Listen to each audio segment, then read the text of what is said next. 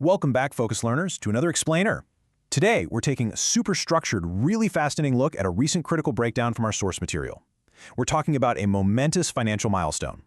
We are going to explore exactly how Elon Musk reportedly achieved trillionaire status on the morning of June 12, 2026. To do this, we'll be using a peeling the onion framework. Basically, we're going to neutrally and systematically examine the alleged financial mechanisms, the market psychology, and the political maneuverings that the source claims made this unprecedented wealth completely possible. Okay, let's dive into this. We've got a clear 5-part roadmap for today. First, visualizing $1 trillion. Second, contrasting company fundamentals with market dreams. Third, looking at a timeline of unfulfilled promises. Fourth, breaking down the buy, borrow, die tax strategy. And finally, exploring the consequences of political ties. So, let's peel back that very first layer of our onion. Section 1. Visualizing $1 trillion. Now, what's really interesting about this is the sheer mind-boggling scale of $1 trillion. It's honestly hard for the human brain to grasp. I mean, that is a 1 followed by 12 zeros. The source provides a fantastic way to contextualize it. If you were to spend $1 million every single day, it would still take you more than 2,700 years to run out of money. It's just an astronomical level of wealth. To make this even clearer, the source uses this brilliant time analogy. If you count backward 1 million seconds, you only go back about 11.5 days. Not too long, right? But if you count backward 1 trillion seconds, you go back 31,000 years. That literally takes us back to a time before human civilization as we know it even existed.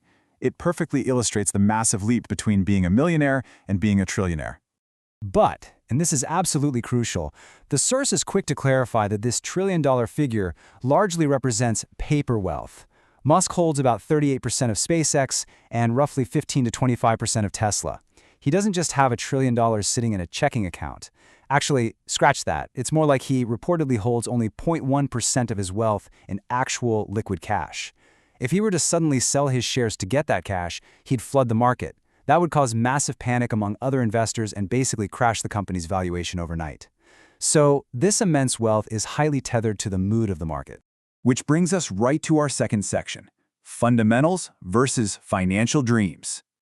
To understand how these companies achieve such staggering valuations in the first place, the source points to economist Burton Malkiel. He outlines 2 different theories of stock valuation. The first is the firm foundation theory. Now, this is your traditional way of looking at a business. Under this theory, a company's share value is strictly dependent on its core fundamentals. It asks the basic, grounded questions. How much actual revenue is the company earning? What's its total profit? How much is it physically producing right now? And this brilliantly illustrates the exact opposite approach, the castles in the air theory. Here, share value doesn't rely on actual, current performance. Instead, it relies on psychological hype and the dreams being sold to the public. The source explicitly applies this theory to Musk's companies, even quoting a Harvard Business School professor who describes them as financial cults. The idea is that investors aren't necessarily buying into current revenue. They're buying into futuristic dreams, with the belief that anything associated with his name is just going to inevitably succeed. The source highlights a massive disconnect to prove this exact point. Just look at this valuation gap. During the 2026 IPO, the market valued SpaceX at $2.2 trillion. However, the independent research firm Morningstar estimated its actual value closer to $780 billion. So why the huge gap? Well, because as the source notes, SpaceX actually recorded a massive $5 billion loss in 2025. The core fundamentals simply don't align with that $2.2 trillion price tag, which suggests that investors are absolutely buying into those castles in the air. All right, let's peel back the third layer. Section 3. A trail of unfulfilled promises. The source provides a really fascinating timeline here of what it calls sold dreams. The argument is that these promises have heavily inflated company valuations over the past decade. Back in 2013, the Hyperloop was proposed to completely revolutionize travel, but the company quietly wound up in 2023. In 2014, Mars colonization was promised within 10 to 12 years, a timeline that, as of 2026, has passed without fruition. In 2015, fully autonomous Teslas were promised within 3 years, yet they remain unfulfilled. And in 2019, 1 million robotaxis were promised by 2020, which also never materialized. The source argues that these repeated technological promises successfully inflate the psychological market value even when they don't quite become reality. Let's move on and see how this builds into our fourth section, the buy, borrow, die strategy. Shifting away from market psychology, the source outlines a three-step financial loophole that ultra-wealthy individuals allegedly use to protect their fortunes. It's called buy, borrow, die. Step 1, buy and hold. Billionaires keep their wealth locked in shares. Because they don't sell them, they avoid paying income or capital gains tax. Step 2, borrow. You might be wondering, how do they actually live and buy things without liquid cash? Well, they mortgage those shares for massive, low-interest bank loans. For instance, the source notes Musk used his shares to secure a $12.5 billion cash loan to buy Twitter, completely tax-free. Finally, step 3, die. Under U.S. tax rules, when shares are passed down to children, that inherited wealth largely escapes capital gains taxes. It's basically a closed-loop system of wealth preservation.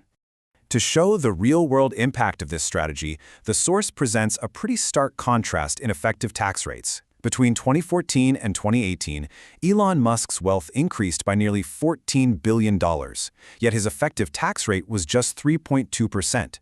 Compare that to the average American working-class citizen, who pays an income tax rate of roughly 25%. The source emphasizes that this system effectively allows billionaires to fund incredibly lavish lifestyles, while the everyday taxpayer shoulders the primary burden of funding the country. Okay, we've reached the final layer of our onion. Section 5, Political Ties and Wealth Consequences. The video suggests that becoming a trillionaire isn't just about business acumen, it's heavily reliant on political lobbying. The source outlines what it alleges are direct quid pro quo relationships. For example, it claims a massive $290 million donation to Donald Trump's 2024 campaign resulted in 40 pending investigations against Musk's companies being dropped once Trump took office. On an international scale, diplomatic meetings with India's Prime Minister Modi allegedly led to the removal of national security conditions for Starlink. Furthermore, the appointment of a favorable FCC chairman, Brandon Carr, allegedly granted Musk control over 10,300 low Earth orbit satellites. So, the crucial point the source makes here is how these alleged political ties manifested during the historic 2026 SpaceX IPO. According to the analysis, financial regulators basically bent the rules. NASDAQ introduced a fast entry rule, cutting the standard waiting period from years down to just 15 days for SpaceX.